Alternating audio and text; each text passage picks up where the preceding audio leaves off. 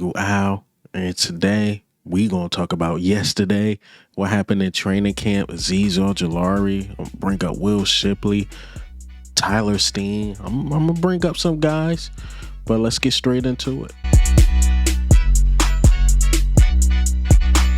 All right, man, we're gonna get straight into the camp notes. Sorry for being so late, but better late than never, right? So first, injury report. So we have here Zach Bond still dealing with the back injury, Nolan Smith with the concussion, EJ Jenkins hamstring, Terrence Marshall Jr. knee, Ben Van Sumeren ankle, Jalen Carter was limited with the shoulder, Jahad Campbell limited with the shoulder, Andrew Makuba shoulder, he was limited, didn't do 11 on 11 drills, team drills at all. Then you have Landon Dickerson dealing with a rib injury, and Cam Jurgens dealing with that back, and he was limited. So the first guy up for starting cornerback was Kelee Ringo. He wasn't stacking D's, man. Yesterday, it was bad. He was getting beat by a lot of receivers, per se. Like, he was getting smoked. It did not look good for Kelee Ringo. I try to look at this like it's just training camp. He'll get better. But I am getting a little worried. I'm not going to lie to y'all. I am, because he got more bad days than good. And Adoree Jackson not even playing his best. And honestly, between the two of them, Eli Ricks is having a better camp than both of them. And he's not even in the conversation to start. But I know when people hear Eli Ricks, like, dang, we're going to go to Eli Ricks to start. It's not a good look. So I'm not sure what the Eagles are going to do with this cornerback position. Again, Adoree Jackson, he's having a decent camp. It's not the best. It's not the worst. But it's like decent. Kelee Ringo, again, more bad days than good. He have days where he's dominating. Then he have days where it's just like, oh, man, it's not good. Like, it was a bad play. It was like a 42-yarder to Jahad Dotson. He never turned his head around and grabbed Jahad Dotson. It was just a clear PI. He just gave up 42 yards for no reason. All he had to do was turn his head, because he was on Jahad Dotson, to a cornerback. Turn your head, look for the ball so you don't get the call. So stuff like that, undisciplined, getting beat, it's just not a good look for Kelee Ringo. So Kelee Ringo definitely had to step it up. He got to step it up, man, because we talk about safety. And to me, safety is fine. Safety is fine because I think Sidney Brown and Reed Blankenship is doing a really good job.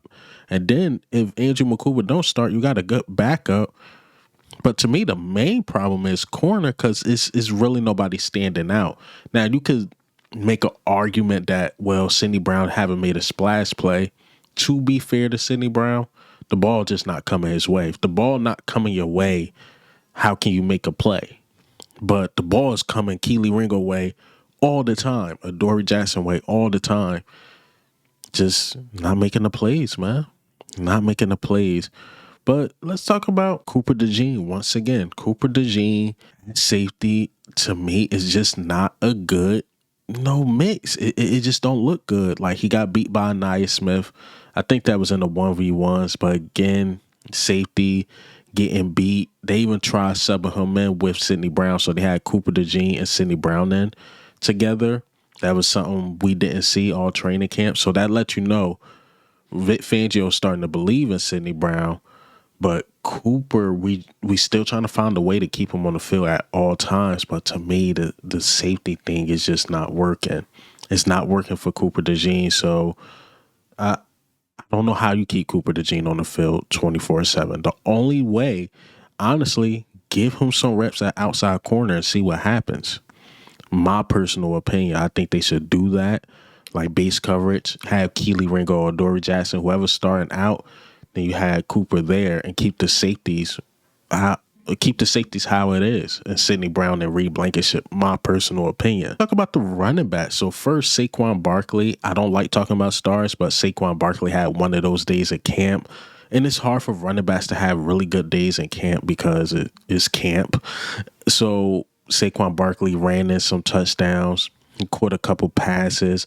He was drawing back and forth with Trotter Jr., with Reed Blankenship, with Jalen Carter. Saquon Barkley was doing Saquon Barkley things, talking his talk, drawing with the defense. And Saquon like, yo, we need this dub because the defense been shutting down the offense. So Lane Johnson even had a couple words to say to the defense. But at the end of the day, the defense is dominating camp. Now, to be fair to the offense, they not at full strength. We got some guys hurt up front that's limited, and then you got Devontae Smith out. So, Saquon Barkley had to get his off. And let's talk about Will Shipley, who's the smaller running back. Will Shipley, he's coming off like he's going to be dangerous in the pass game. He caught a wheel route.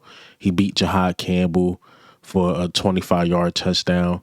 Surprisingly, Jahad Campbell is struggling in coverage. I'm really surprised about that because one of the things I liked about Jahad Campbell is how underrated he was in coverage, but so far he haven't been that great in coverage. But Will Shipley catching the ball out the backfield, he's been very dangerous doing that. So Will Shipley keep that up. He can find ways on the field, especially like on third and longs and stuff like that. So Will Shipley, man, keep doing your thing. Keep doing your thing, man. You're looking like a dangerous guy catching the ball out the backfield for sure. Talk about a guy I haven't talked about yet, Kenyon Green. That guard that we traded CJ Gardner-Johnson for? He's starting to move up the depth chart a little bit. He was on the third team, so that's why I didn't talk about him too much. But now he's getting more playing time on the second team. And honestly, he's been good. He's been doing good. Is he looking like the former first-round pick or the first-round pick coming out of college? No, but he's taking it day by day and getting better and better and better. So he's a guy, that can possibly make this team for sure. Definitely if he's moving up the depth chart. So Kenyon Green having a decent camp. He's moving up the depth chart, and that's all you can really ask for. To me, it's still an unfair trade, CJ Gardner-Johnson for Kenyon Green, but Kenyon Green is showing signs of getting better and better. So that's just a little update on him. Elijah Cooks, another amazing catch. I'm starting to lean towards he might make this team. I'm starting to lean that way. So we know the three, and A.J. Brown, Devontae Smith, and Jahad Dotson. Then with Terrence Marshall Jr. dealing with a knee injury, he not really in. And Johnny Wilson struggling. Anaya Smith looked good. So I think Elijah Cooks, if Terrence Marshall don't get right, Elijah Cooks, and then you got Anaya Smith possibly making the team. If Anaya Smith could do something on special teams, because Avery Williams, he's starting to get more and more reps at kick returner, punt returner. Maybe we, quote unquote, cut Avery Williams and then put him on the practice squad and just elevate him each and every game till he get an official spot. Maybe we do something like that. But Elijah Cooks, another amazing catch, sideline catch. He's looking good. He's dominating. He's a big guy, big target, hard to stop him. And that's a guy you don't want to just let walk, especially if he make plays during the preseason. The other teams see that, and we try to waive him, another team going to pick him up. So I want to talk about Smael Mondon Jr. He got some first-team reps subbed in for Jahad Campbell. Smael Mondon Jr., this is what I'm hearing. This is what I'm reading, multiple articles. This guy is coming off like one of the biggest steals of the draft so far. It's hard for us to judge that because we actually don't see it. And even me, I'm going off of word of mouth. But they like, yo, for us to get him, fifth round? Bro, he could be starting. Like, if we didn't have a Jahad Campbell, if we didn't have like a Trotter Jr., he could be a starter in this league. And that's why I said in my last video, he's one of those guys where, contracts start coming up and we can't afford some of these guys. We will be comfortable with Smael Mondon Jr. That's how good he's been playing. And for him to be picked that late, to be having first team reps, is really, really good. Smael Mondon Jr. right now, to me, he's going to be the special teams ace. He's going to be the guy getting big hits during special teams, maybe get some turnovers during special teams. But Smael Mondon Jr., man, he making a name for himself for sure. For sure. Again, first team reps. and then subbing in for Jahad Campbell, that lets you know he's doing something positive. I want to talk about a guy I haven't really talked about too much who's quietly having a good camp is Azeez Ojulari getting sacks. I think he strip sack Hurts. He got a couple stops in the run game. Like he was all over the place. Like he stood out. So the reporters and stuff had to talk about him. Like, yo, he's looking good. Like he's turning up. He has some first team reps. Vic Fangio said this, like, okay, it's Nolan Smith and Jaylus Hunt. Nobody else is really standing out like that. Azeez Ojulari and Joshua O'Shea, they starting to stand out. They starting to stand out, and that can make things dangerous for the people behind them. But Azeez, getting those first team reps, he showed I'm that guy. Mind you, he not lining up against scrubs. He lining up against the Maladas and the Lane Johnson. And they had the one-on-ones, you know how it's the defensive ends versus like the tackles. Jordan Mailata lost one battle, one one-on-one battle, and that was with Azeez Ojulari. That's what Azeez Ojulari. So, you know, Azeez is doing really good. My thing with Azeez Ojulari, the only negative I had about signing him was like, can he last the whole season? To me, I thought it was like a no-brainer. He can be one of the top guys at the defensive end, but can he stay healthy? Because he had played like 10 games and had like 6 sacks. But like, bro, you only played like 10 games. Like, we need you the whole season. Maybe it's that MetLife field, because we heard the same thing about Saquon Barkley. Next thing you know, Saquon Barkley plays the whole season. So, you know, Azeez, keep making the name, man. Little Ty Robinson update. Ty Robinson had a decent day. He had a batted ball. Also, I believe he had a sack. But I'm not going to lie to y'all. Overall, Ty Robinson is not having the best camp, but he made some flashes here and there. And Ty Robinson, it looked like we just need a little bit more time with him. Like, he need more time to develop. A lot of people thought, including me, he was going to just come in, dominate, do what he want. Nah, that's not the case. Like, he needs some development. Honestly, he looked like a 4th-round pick. Just need some time. He got the size, he got the strength, but he got to learn the technical things about the game of football. And it's Ty Robinson end up not being the guy we thought he'd be. Moro Ojomo's going to get paid a lot of money, probably by the Eagles, and it's because Ty Robinson, is not developing the way we thought. Or we go into next year's draft and maybe we have to draft somebody early as defensive tackle. Who knows? But Ty Robinson, let's give him a little time. I would say that. You know me, I don't really judge rookies. I get them like 2-3 years before I get my full judgment. It's just that he need a little bit more time. I got to show Tyler Steen some love, y'all. I know you guys think I hate Tyler Steen. Tyler Steen, the only guy he looked bad against was Moro Ojomo. But other than that, I will say this about Tyler Steen. Remember earlier in training camp, there were no pads. None at all. And that's when he was like, he was struggling.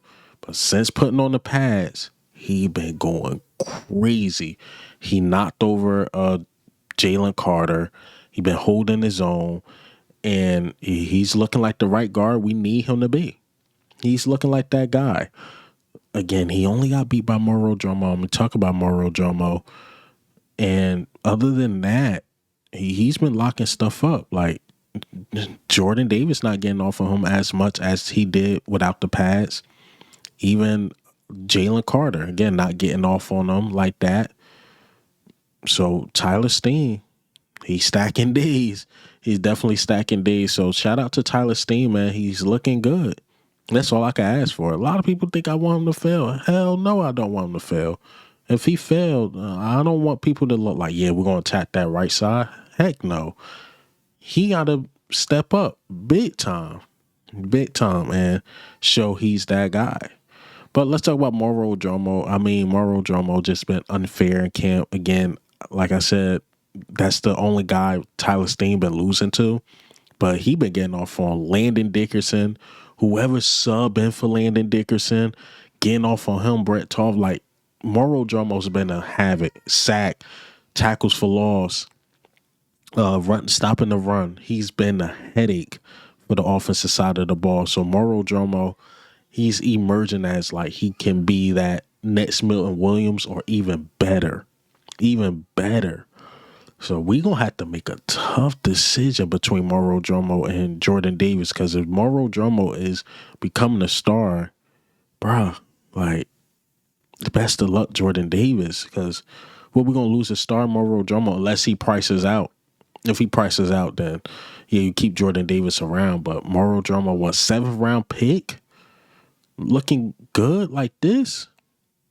Oh, man, oh man, I couldn't be in the front office making that decision, man. Not least, we're gonna talk Darius Cooper. You know, my UDFAs got to talk about Darius Cooper. Second team reps. Got a nice touchdown, nice throw by Tanner McKee. Darius Cooper is starting to heat up, you know, starting to be in that competition with like Elijah Cooks and those guys. I don't know how he make it over Elijah Cooks, or maybe they show some in the preseason. Darius Cooper, yeah, man, he's looking good. But we'll be back Sunday with the camp notes, you know, or Monday, because you know me, I delay a day, try to get all the notes I can. But Saturday or today, no camp. We're back to it Sunday, man. Back to it Sunday. But again, that's all I got for you guys, man. Let me know if I miss anything. Just put it in the comments. But this is Eagle Al, man. I'm out.